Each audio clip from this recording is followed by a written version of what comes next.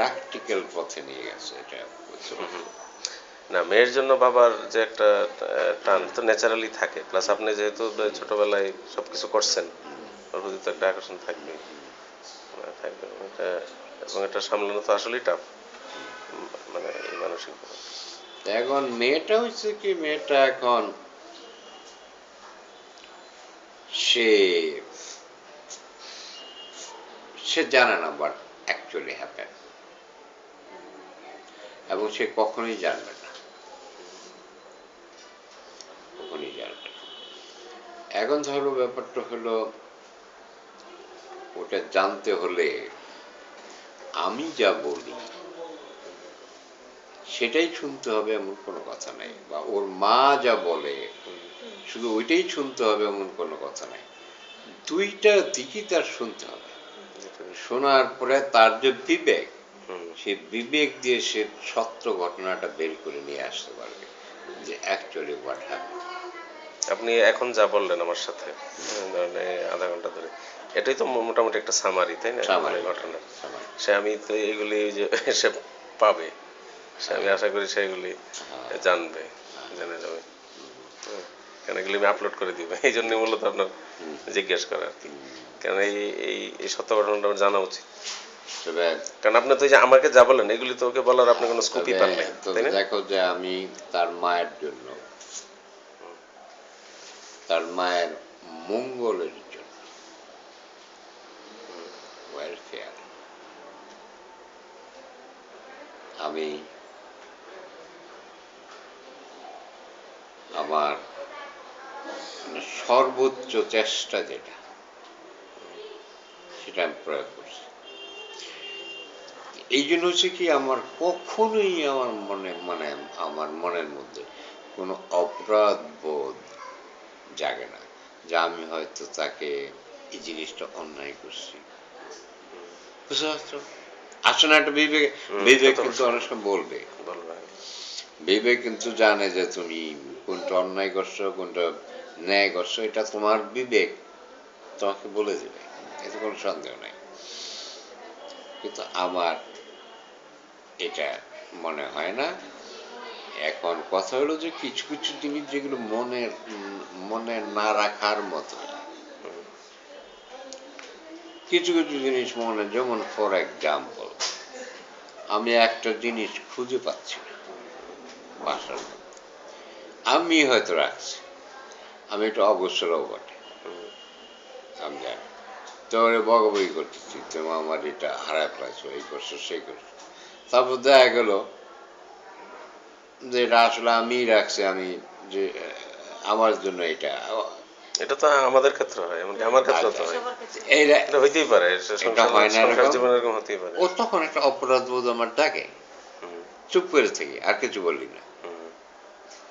এই যে এখন এখন ধরো রাগারাগি করতেছে, হ্যাঁ তুমি রাখছো, এখন তুমি পাও না, এখন আমারও দোষ দিচ্ছ, সে বলে দিতেছে, আমি একদম চুপ, কিচ্ছু কিচ্ছু বলি না, কারণ আমি জানি যে এটা আমার অপরাধ বোধ, এটা এটা আমারই দোষ। বুঝছো জিনিসটা? এই ধরনের ঘটনা, এগুলো সিলি ঘটনাগুলি সিলি, এগুলো এগুলো অনেক কিছু আমার মনেও নাই, আর এগুলোর জন্য অপরাধ বোধ নাই, কারণ এগুলো মনেই নেই কিছু, এগুলো এটা বুঝতে পারছো ঘটে দেখলো। আদারওয়াইজ ধরো আমি আবার কোনো রকমের অপরাধ বোধ নাই, আমার গায়ে হাত তুলতো, আমার গায়ে হাত তুলতো সে, তো এখন যদি তোমার গায়ে যদি তোমাকে হাত তুলতে কেউ আসে, তুমি তো ডিফেন্ড করবো না একটু, ডিফেন্ড ন্যাচারালি ডিফেন্ড করতে হবে। তা আমি ওই যে মাঝে মাঝে ডিফেন্ড করতাম, পালিয়ে যেতে চাইতাম। শুধু ডিফেন্ড না, ডিফেন্ড যে আমার গায়ে আমার সে ধরো এখন চামচ মারতেছে, এইটা মারতেছে, ওইটা মারতেছে, এখন কথা হলো যে আমি একটু একটু ওই মাথা নিচু করি, বা যাতে আমার গায়ে না লাগে, আমি দরজাটা খুলে বেরিয়ে চলে যেতে চাই। আর এই যে এখন ধরো পাবলিক প্লেসে হাউ মাউ করতেছে, পাশের রুমে লোকজন আছে, লজ্জায় মাথা হেট হয়ে যায়, তো আমি চিন্তা করি যে আমি যদি এখান থেকে বেরিয়ে চলে যাই তাহলে যে কুল ডাউন হবে, তাহলে বুঝতে পারছো। তা এখন হঠাৎ করে তুমি কম্পিউটার সেন্টারে গেছি আমি, মনে করো তা ওখানে কোনো কারণে তাকে আমি বলছি আসার জন্য। তা এখন কম্পিউটারে যখন তুমি কাজ শুরু করো তখন কতক্ষণ যে লাগবে এটার কোনো নিশ্চয়তা নেই, কারণ তোমার বিভিন্ন রকমের জিনিসগুলো মিলতে হবে, বুঝছো, প্রোগ্রামগুলো মিলতে হবে। তারপরে তখনকার সময় তো এত প্রোগ্রাম এত সফিস্টিকেটেড ছিল না। মেইন ফ্রেম কম্পিউটার ওখানে বসে করতে হতো, বাসায় বসে করার উপায় ছিল না, কোনো পিসি ছিল না। তো সে মাত্র কোনো একটা কাজে গেছে, তো আমি বলি যে দেখো এখন তো তুমি আইসো, আমি তোমার বলছিও আসতে যে এটা সেরে আমরা ওই কাজটা করব, কিন্তু এখন আমার কম্পিউটারে যে আমি যে কাজটা করছি এটা তো আমি শেষ করতে পারছি না, এটা কতক্ষণ লাগবে আমি বুঝতে পারছি না। তা এখন এটা তুমি আজকে এগুলো গুছিয়ে টুছিয়ে নিয়ে চলে যাও, কালকে আবার করবো এটা। তা এখন তো সে গেছে যেতে, তো যেতে আমি তার আগায় দিয়ে আসছি যে তুমি এখানে যাও, তুমি বাসায় যাও গা, আগায় দিতে। তো ওখানে বাইরে যাওয়ার পরে সোজা কথা আমার পুরো জামা কাপড় সব ছিঁড়ে ফেলছে, তাই না? আর এখন তো আমি এই ছেঁড়া কাপড় নিয়ে কম্পিউটার সেন্টার আবার ব্যাক করার কোনো উপায় নেই। শুধু তাই নয়, তুমি দেখো যে কিরকম একটা অবস্থা সৃষ্টি করছে। একটা পুলিশ দাঁড়ায় আছে, তো পুলিশটা আসছে, পুলিশটা এসে জিজ্ঞেস করে যে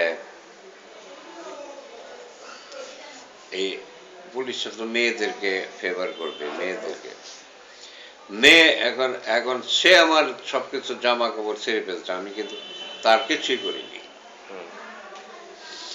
তবু পুলিশ এসে ওই মেয়েরে জিজ্ঞেস করবে যে কি হয়েছে, ওইটা কে, লোকটা কে। তো সে বলছে লোকটাকে আমি চিনি না। এখন চিন্তা করো, এখন আপনার অবস্থাটা কি হবে সেক্ষেত্রে? এখন এখনো আমাকে আমি এখন তো আমার অ্যারেস্ট করবে। তো তারপর আমার কাছে আসছে, আমার কাছে আসার পরে আমরা দেখো আমি গ্রাজুয়েট স্টুডেন্ট, আর এগুলো পুলিশগুলো হলো ইউনিভার্সিটির পুলিশ, আর কি এগুলো রেগুলার পুলিশ, আমি গ্রাজুয়েট স্টুডেন্ট। এই করে তারপরে চলে গেছে, না চলে গেছে, আমি বললাম যে দেখো এটা এরকম, শি ইজ মাই ওয়াইফ, একটু রাগারাগি করতেছে করতেছে, I will take care of it. আমরা যে আমি এটা দেখতেছি, আমি এটা ঠিক করে, ডোন্ট ওয়ারি, আমি বললাম তুমি ওয়ারি করো না, ঠিক হয়ে যাবে, নাথিং বিগ ডিল। আমার ছাড়া কাপড় এটা সেটা সব নিয়ে বলছি যে নাথিং বিগ ডিল, বুঝতে পারছো।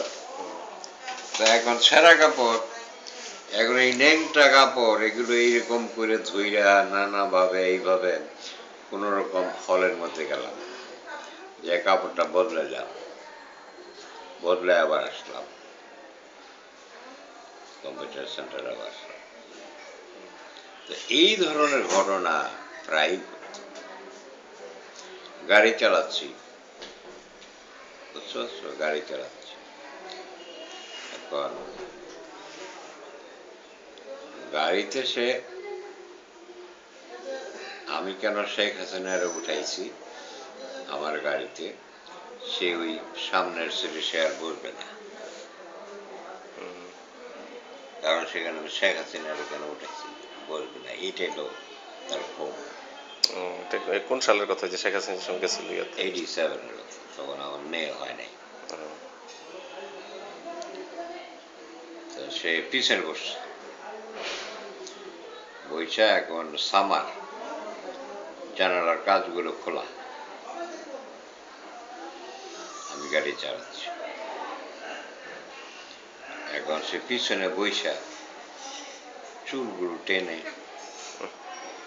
শার্টের কলার টেনে ছিঁড়ে ফেলছে, চুল উল্টানো, আমি এটা কি মানে এটা কি হাসিনা চলে যাওয়ার পরে নাকি? পরে আচ্ছা। তারপর তো অ্যাক্সিডেন্টের মতো অবস্থা থাকে তাহলে। অ্যাক্সিডেন্ট হতে পারে, অ্যাক্সিডেন্ট হতে পারে। শেখ হাসিনা উঠছে, এটা তো সমস্যা কি? সাথে নেত্রী, বড় লিডার, তার সাথে তো জেল আছে, জেল আছে আর কিছু না।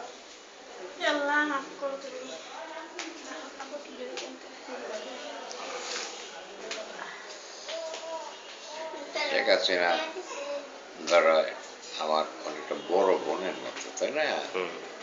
আমি তার চেয়ে বয়সে অনেক ছোট, কেন আমি তারা উঠেলাম সামনের সিটে? এরকম যুক্তি হাসিনা তো আপনাকে এমনিতে তাহলে বেশ ভালোভাবেই তো চিনতো, তাই না? কে শেখ হাসিনা এখনো তো আপনাকে মানে সাথে ইয়া করতে পারবে না, রিকল করতে পারবে তো যে আপনি। রিকল করতে, ও ছবিটা দেখছো? তুমি তো দেখছি। ওনার কাছে অনেক ছবি আছে, আমি তো ছবি আচ্ছা, প্রাইম মিনিস্টারকে আমি বেশি উঠাই। আচ্ছা, প্রাইম মিনিস্টার কাছে কি এখন আপনার যে এখন যে অবস্থা, এটা কি মানে এখনোভাবে পৌঁছানো যায় এই ইনফরমেশনটা? মানে আপনার যে এখন যে অবস্থা, আপনার যে একজন একেবারে এলিং অবস্থায় আছে। এভিনিউ পেতে হবে, দারোয়ান তো বিভিন্ন দারোয়ান বসে আছে, পাস করে যেতে হবে,